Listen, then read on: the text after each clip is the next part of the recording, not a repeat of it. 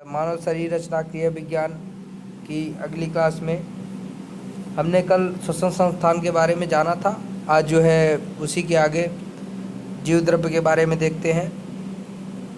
देखिए जो है जीव द्रव्य कोशिका भित्ति से घिरे कोशिका के भीतर के संपूर्ण जीवित पदार्थों को जीव द्रव्य कहते हैं। जीव द्रव्य जीवन का सार है। जो आपका जीव द्रव्य है उसको ही जीवन का सार बोलते हैं। हक्सले के शब्दों में जीव द्रव्य जीवन का भौतिक आधार है।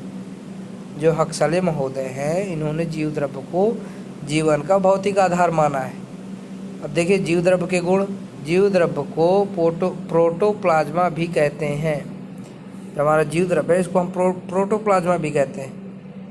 इसे पुरकिंजे ने कहा था, जीव द्रव्य एक रंगीन अर्धपारदर्शी अर्धतरल पदार्थ है जिसका लगभग 60.80% भाग जल एवं शेष भाग कार्बनिक एवं अकार्बनिक पदार्थों का बना होता है, जो अणु अथवा आयनों के रूप में होता है।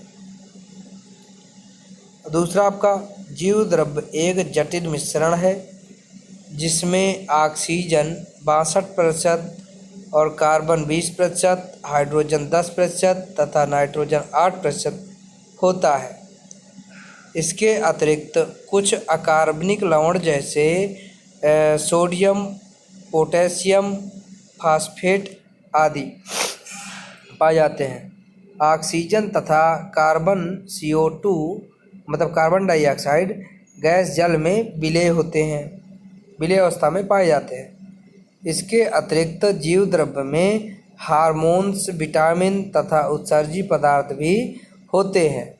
पहला आपका देखिए कोशिका द्रव्य, दूसरा आपका केंद्रक द्रव्य। देखिए इसी के आगे श्वसन प्रणाल देखते हैं।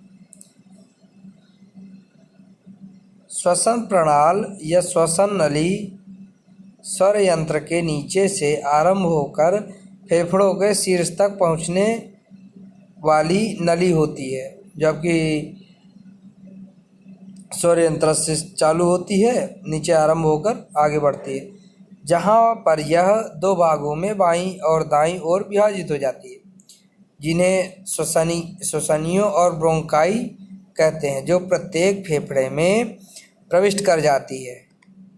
यह 12 सेंटीमीटर लंबी नली होती है।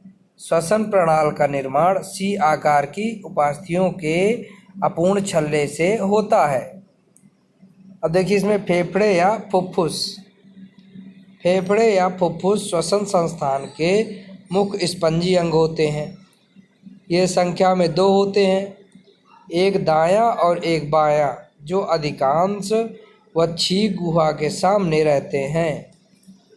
फेफड़े शरीर के मध्य रेखा के दोनों ओर पार्श्वों में स्थित होते हैं तथा मीडियास्टाइन द्वारा एक दूसरे से पृथक रहते हैं। मीडियास्टाइनम या मध्य स्थानिका द्वारा दोनों फेफड़ों के बीच का अवकाश होता है, जिसमें हृदय एवं बड़ी रक्तवाहिकाएं, श्वसन प्रणाल, ईसोफेगस तथा थाइमस ग्रंथि आदि वहीं पर रहती हैं। देखिए फेफड़े गर्दन के निचले भाग से डायाफ्राम तक फैले होते हैं। अब फेफड़ों की रक्त आपूर्ति। फुफ्फुसी या पल्मोनरी धमनी हृदय के दाएं निलय में अशुद्ध अर्थात O2 रहित रक्त को फेफड़ों में ले जाती है। यहाँ यह 2 शाखाओं में विभाजित होकर श्वसनी के साथ साथ आगे बढ़ती है। इसके बाद श्वसनिकाओं के साथ बढ़ते बढ़ते अनेक सूक्ष्म तथा अति सूक्ष्म धमनिकाओं में विभाजित होती जाती है और अंत में इसमें वायुकोश की भित्तियों के चारों ओर कोशिकाओं का एक सघन जाल बन जाता है। अब देखिए इसी के आगे देखते हैं निःश्वसन। श्वसन की क्रिया विधि होती है, इसको दो भागों में बांटा गया है। पहला आपका निःश्वसन और प्रश्वसन। निःश्वसन के अंतर्गत क्या होता है?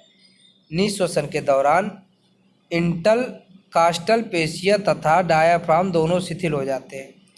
इनके शिथिल होने से वक्षीय गुहा शिथिल हो जाती है, जिससे फेफड़ों में दबाव पड़ता है और फेफड़ों के भीतर की जो CO2 है, CO2 से युक्त वायु श्वास पथों से होकर बाहर निकलती है। वायु का बाहर निकलना ही निःश्वसन है। देखिए, वायु का जो हमारी वायु है ना, वो जो है बाहर निकलती है, उसको निःश्वसन बोलते हैं। और जो है जो वायु को हम अंदर लेते हैं उसको प्रश्वसन बोलते हैं। ये जो है वायु का निकलना और बाहर निकलना और अंदर जाना, ये जो है जीवन पर्यंत क्रिया चलती रहती हैं।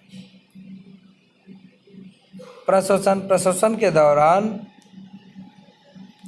पेशियां एवं डायाफ्राम दोनों तंत्रिकाओं से उद्दीप्त होकर साथ साथ संकुचित होती हैं, जिससे हमारी जो वक्षीय गुहा का आयतन बढ़ जाता है और फेफड़े जो प्रत्यास्थपूर्ण होते हैं, इस बढ़े हुए खाली स्थान को भरने के लिए फैलते हैं। इनके फैलने से वायु पथों एवं फेफड़ों में विद्यमान वायु कोशों में दाब वातावरणीय वायु के दाब से कम हो जाता है, जिससे वातावरणीय वायु खींचकर वायु पथों से होकर फेफड़ों के वायु कोशों में प्रविष्ट हो जाती है। इसको हम प्रश्वसन बोलते हैं। ठीक है, अब देखिए इसके आगे देखिए, गैसीय विनिमय। शरीर के अंदर गैसों का आदान प्रदान फेफड़ों के अंदर स्थित वायु कोशों एवं उनके चारों ओर स्थित रक्त कोशिकाएं, जिसे वाह श्वसन कहते हैं। ये चारों ओर रक्त कोशिकाएं होती हैं, स्थित होती हैं, इनको वाह श्वसन बोलते हैं। तथा रक्त कोशिकाओं और शरीर के ऊतक कोशिकाओं के बीच, जिसे आंतरिक श्वसन कहते हैं, दोनों स्थानों पर होता है। गैसों का विसरण भौतिकी के प्रारंभिक नियमानुसार गैसों का आदान प्रदान उच्च से निम्न होता है। श्वसन के साथ अंदर ली गई निम्न गैसें होती है। जैसे पहले आपका नाइट्रोजन है, ये आपके 79% होती है, ऑक्सीजन 21%, CO2 0.4%। इसके अतिरिक्त जलवाष्प और अन्य गैसें भी होती हैं। आइए देखते हैं श्वसन दर क्या होती है। श्वसन दर क्या होती है, एक सामान्य मनुष्य के श्वसन दर क्या होती है। सामान्यतः श्वसन में प्रश्वसन से तुरंत बाद निःश्वसन होता है। देखिए, पहले प्रश्वसन होता है, इसके बाद निःश्वसन होता है। ये दोनों क्रियाएं हमेशा चलती रहती हैं। इसके पश्चात पुनः प्रश्वसन होता है और इसके कुछ क्षणों के लिए विराम हो जाती है, जिसे विराम काल बोलते हैं। इस प्रकार प्रश्वसन, निःश्वसन, विराम काल तीनों के द्वारा एक चक्र बनता है। यह साइकिल पूरी होती है। 1 मिनट में जितने श्वसन चक्र संपन्न होते हैं, वह हमारी श्वसन दर कहलाती है। वयस्क व्यक्ति में विश्राम के समय 1 मिनट में 16 से 20 बार होती है तथा बच्चों में 25 से 40 बार होती है। श्वसन का नियंत्रण। अब देखिए, श्वसन का नियंत्रण पहला आपका जो है तंत्रिकीय नियंत्रण जो है मस्तिष्क से होता है। रासायनिक नियंत्रण O2 और CO2 से होता है। फेफड़ों में वायु का आयतन एवं दाह्यता, श्वसन आयतन। श्वसन संस्थान की कुछ विशिष्ट क्रियाएं होती हैं। कौन सी हैं? खांसना और छींकना, यह एक प्रतिरक्षी क्रिया होती है। खांसना और छींकना। हिचकी डायाफ्राम में होने वाली एक अनैच्छिक ऐंठन है, जो 2 से 5 मिनट तक रहती है, जो प्रायः श्वसन क्रिया के सामान्य पैटर्न में गड़बड़ी होने से उत्पन्न होती है। खर्राटे लेना। निद्रा के दौरान जब गले की पेशियाँ शिथिल हो जाती हैं तथा कोमल तालु के ढीले ऊतक एवं काकलग आंशिक रूप से ऊपरी वायु मार्ग को अवरुद्ध कर देता है, तो खर्राटे उत्पन्न हो जाते हैं।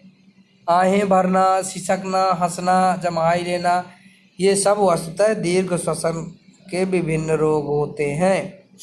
ठीक है, आज हमने देखा जो है जीव द्रव्य देखा, जीव द्रव्य के बाद श्वसन प्रणाल देखा, श्वसन की क्रिया भी देखी, निश्वसन प्रश्वसन देखा। अगले क्लास में हम तंत्रिका तंत्र के बारे में देखेंगे। तंत्रिका तंत्र काफ़ी इम्पोर्टेंट है